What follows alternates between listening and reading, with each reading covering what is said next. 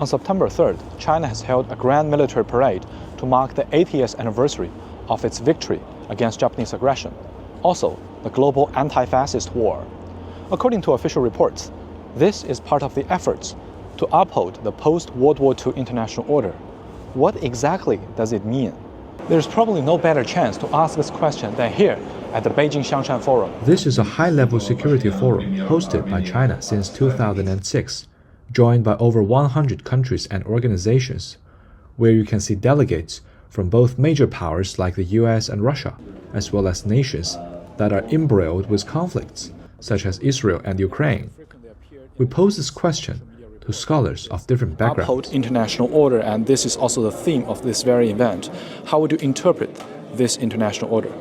Well, I think it's very difficult to establish an international order through great power cooperation, because the great powers have fundamental conflicts of interest that will interfere with their ability to cooperate. And we have different values and different political systems. But I think it's critically important that we have support for institutions that can contribute to global development. Give opportunity for all countries of the world to participate in global governance.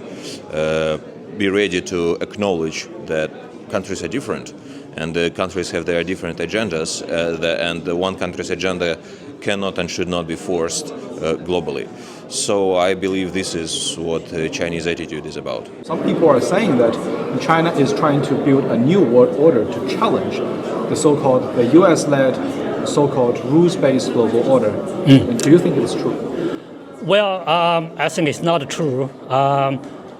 When the US talk about the rule-based order, which is actually the order dominated by the US, reflecting the US values and interests.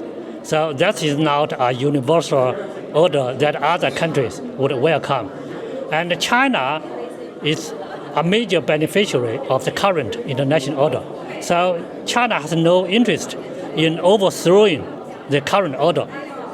The US, of course, has been calling China and other big countries, so-called, you have to follow a law-based international order.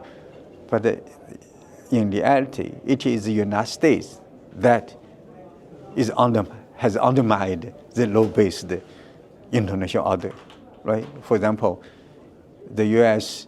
flied to Iran to bomb its nuclear base, right? So that's very dangerous, very dangerous. When one country, one big power can invade another country, right, for whatever reason, that's very dangerous. That's power politics. Yeah, that's power politics.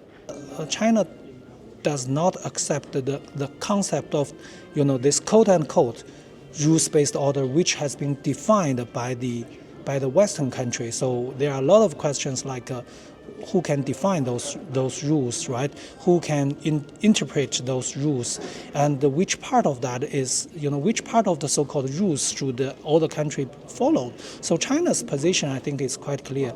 We honor those be honored by United Nations, right? So China, I think, support the rules which be in the international system, in the UN system.